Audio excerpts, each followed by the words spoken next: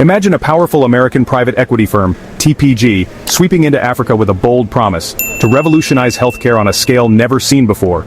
Their arrival sparks hope and curiosity as whispers of transformation ripple through communities and boardrooms alike. TPG buys up struggling hospitals across the continent, rebranding them as the Evercare Group, a name that suggests hope, constant care, and a new era for African medicine. The old signs come down, replaced by a fresh identity that signals change is here. Their pitch is simple but powerful: modern facilities, top doctors, and world-class medicine for everyone, regardless of background. They promise to bring the latest technology and expertise to places that have long been overlooked. Governments and communities are dazzled. The promise is efficient, compassionate, sustainable healthcare, something that could change lives for generations. Leaders see a chance to finally deliver on decades-old dreams of better health for all. Backing them are global heavyweights: the World Bank, the Gates Foundation, even Bono. With such influential partners, the project gains credibility and momentum, attracting attention from every corner of the globe. With names like these behind the mission, who wouldn't believe in the vision? The world watches, eager to see if this grand experiment can succeed where so many have failed. This is impact investing, the idea that you can do good and make money at the same time. It's a new way of thinking, blending profit with purpose, and it's catching on fast. The hospitals get upgrades, patients get care, investors get returns. On paper, it sounds perfect. A win-win for everyone involved. The hope is that this model can finally bridge the gap between need and opportunity. The stage is set for a healthcare revolution in Africa. Anticipation builds as the first rays of change begin to shine across the continent. But revolutions rarely go as planned. Beneath the surface, challenges and doubts begin to emerge. Behind the glossy promises and polished presentations, a different story was about to unfold, one that few had anticipated. The model was built on the belief that profit and public good could go hand in hand, that business could be a force for healing as well as for growth. But what happens when the drive for profit starts to overshadow the mission to heal? When financial targets begin to compete with patient care, the balance becomes fragile. The world watched, expecting miracles.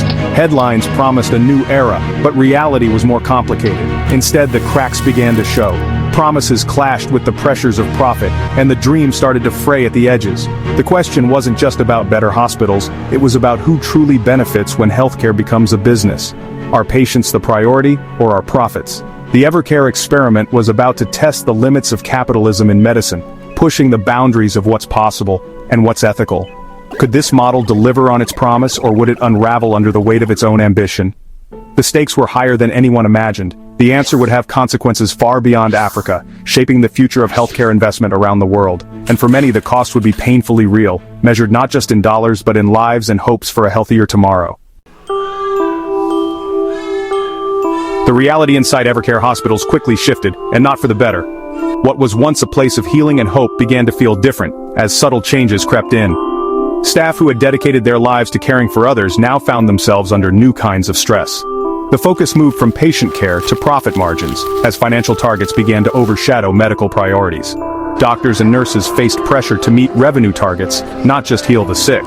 Meetings became less about patient outcomes and more about numbers. Some were told to refer most patients for extra tests, regardless of medical need. Unnecessary procedures became routine, driving up costs for patients. Pay was tied to how much money they brought in, creating a dangerous conflict of interest that undermined trust in the system. In Pakistan, doctors rushed through procedures, risking patient safety in the name of efficiency and profit. The hospital became a business, not a sanctuary. The atmosphere changed, and so did the priorities. Cost-cutting meant fewer nurses, less medicine, and cheaper supplies. Corners were cut wherever possible, often at the expense of patient well-being. Patients became revenue streams, not people in need. Bills soared, and care became transactional. The mission to heal was replaced by the mandate to earn, as financial goals took precedence over compassion. Staff were forced to choose between ethics and employment, torn between doing what's right and keeping their jobs. The business model demanded more, at the expense of care. Every decision was measured in dollars, not lives. When healthcare is run like a business, the patient always loses. The most vulnerable suffer the most. The numbers looked good on paper, but the human cost was mounting, hidden behind the spreadsheets and quarterly reports. The promise of better care was slipping away, replaced by a system where profit, not people, came first. Patients noticed the change, modern hospitals, but chaos inside. Overworked nurses struggled to keep up, bills soared with mysterious charges. Some families faced financial ruin after a single hospital stay. Staff lived in fear, afraid to speak up about safety or ethics. Patients were turned away if they couldn't pay up front, or even detained over unpaid bills. The hospital became a place of anxiety, not healing. The dream of Evercare had become a nightmare for many. The system was failing those it was meant to help. This isn't just an African story, it's a global playbook. Private equity firms buy hospitals, cut costs, and extract profits, often leaving communities worse off. In the US and UK, the same pattern: staff cuts, service reductions, sometimes even closures. Patient outcomes suffer as profit takes priority. Hospitals become assets to flip, not institutions to nurture. The model drains resources from care and funnels them to investors. It's a high-stakes financial game, and patients are the chips. The sickness is spreading worldwide. So who wins in this new era of healthcare investment? The answer is clear. Private equity firms and their investors come out on top, reaping the biggest rewards. They profit handsomely from management fees, aggressive cost-cutting, and quick sales of hospital assets, all while the communities these hospitals serve are left with less. Even high-profile backers like the World Bank and Gates Foundation, who once championed these investments as a way to improve healthcare, are now rethinking their support and questioning the outcomes. The current model rewards those at the very top, executives and investors, while patients and frontline staff are left to deal with the consequences of underfunded care. Money that could have been used to improve local healthcare instead flows out, ending up in distant bank accounts and enriching a select few. The original promise was to build up healthcare infrastructure and access, but the reality has been one of extraction, neglect, and a steady decline in quality.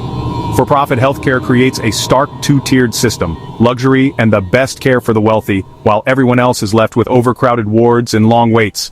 Ultimately, the true cost is borne by the very people the system was meant to help: ordinary patients and families who depend on these hospitals for their health and well-being. So what's the cure? Start with a simple principle. Healthcare is a human right. Stronger regulation and oversight are essential. Clear rules, transparency, and accountability. International funders must prioritize public and nonprofit systems over profit-driven chains. Empower patients and communities with advocacy and oversight. Hospitals should serve people, not shareholders. The experiment of private equity in healthcare has failed too many. It's time to invest in systems that put healing first. The goal of a hospital must be to care, not to cash in.